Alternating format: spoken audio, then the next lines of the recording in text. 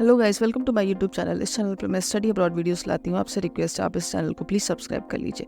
अगर आप सोच रहे हैं स्टेटमेंट ऑफ पर्पस क्या होता है, कैसे इसको लिखते हैं, तो ये वीडियो में मैं पूरा डिस्क्राइब करने वाली हूँ आपको कि एक्चुअली होता क्या है स्टेटमेंट ऑफ पर्पस। तो statement of purpose is a important document which student needs to submit at the time of making application to the university.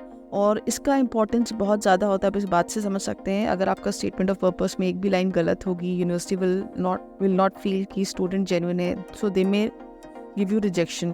और आपको इसके बाद रिजेक्शन भी मिल सकता है, यूनिवर्सिटी आपको ऑफर ना दे, ऐसा भी हो सकता है। तो वो इम्पॉर्टेंट डॉक्यूमेंट है।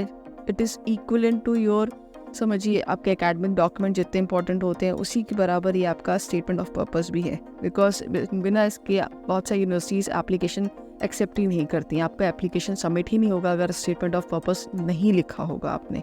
तो statement of purpose is simply a kind of document जो कि स्टूडेंट को वर्ड फॉर्मेट में लिखना होता है, उसको टाइप करना होता है। हैंड रिटन नहीं हो एक्सेप्ट करती कोई university, you have to type it manually, ठीक है।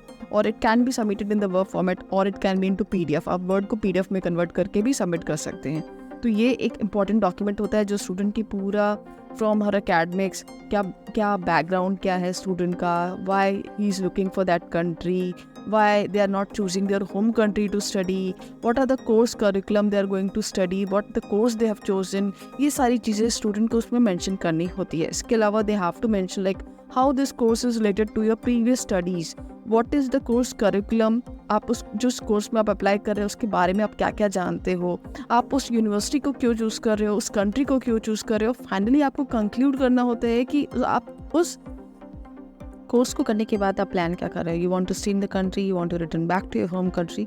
तो हमेशा आप ये ध्यान में रखना कि कभी ये मत लिखना you are going to do part time job in that country, you want to get PR in that country. आपको हमेशा ये लिखना है you would be returning back to your home country.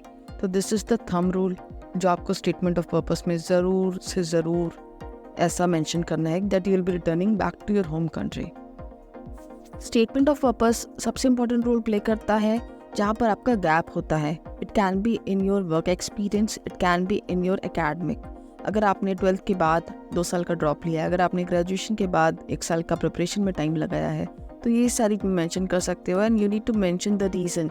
आप उसमें अपना गैप को जस्टिफाई भी कर सकते हो। हाँ, सिर्फ लिखने से यूनिवर्सिटी एक्सेप्ट नहीं करती है, they will also ask for the documentary proof. तो स्टेटमेंट ऑफ पर्पस में बस आप लेकिन लिख सकते हो, जस्टिफाई कर सकते हो अपना गैप को, तो वहाँ पर भी स्टेटमेंट ऑफ पर्पस इंपॉर्टेंट हो जाता है। और स्टेटमेंट ऑफ पर्पस सबसे ज़्यादा मैंडेटरी हो जाता है सबमिट करने के टाइम कि जब आपके एक्सपीरियंस में गैप हो, आपके एकेडमिक्स में गैप हो, प्लस आपका वीज़ा रिफ्यूज़ल हो किसी प्रीवियस दूसरी कंट्री का या किसी भी कंट्री का वीज़ा रिफ्यूज़ल रिसेंटली कोई सा हो, तो उस केस में ये मैंडेटरी हो जाता है। You have to write in your SOP। तो स्टेटमेंट ऑफ पर्पस उस टाइम बहुत ही ज़्यादा इंपॉर्टेंट रोल प्ले करता है इन 2 कंडीशन में, okay. And if you need to explain if there is anything else which you want to tell to the university, तो ये सारी चीज़ें वहाँ पर स्टेटमेंट ऑफ पर्पस में आप लिखते हैं। आई होप आपको ये अभी काफ़ी पिक्चर क्लियर हो गई होगी स्टेटमेंट ऑफ पर्पस के बारे में। If you are still confuse कि कैसे लिखना है, क्या लिखना है, we have a professional team of statement of purpose writers, so we can help you to write your recipe.